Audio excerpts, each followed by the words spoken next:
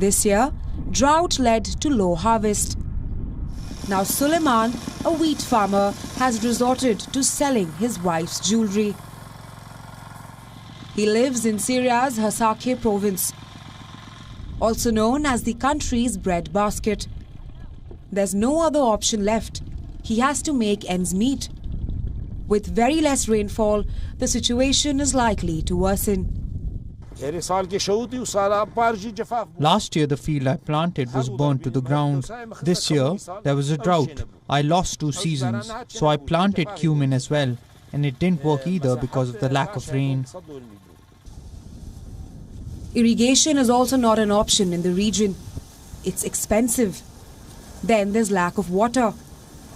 The Euphrates River, which flows through the region, has sunk to a historic low. Locals are even mulling moving elsewhere.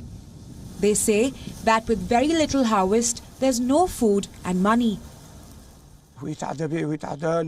This will affect the average citizen, the government, everyone. What will people eat? They have no resources. It will be very difficult if wheat is not planted.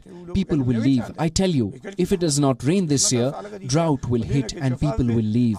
No one will be able to grow wheat. Wheat production has been declining ever since the war erupted in Syria in 2011.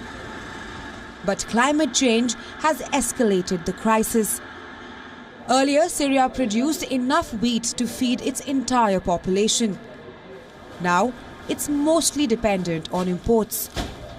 The 2021 season was truly bad compared to other seasons, and it will have an impact on the economy of northern and eastern Syria in general.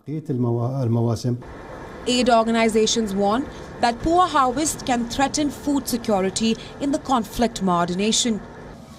More than 60% of Syria's population already struggles to buy food.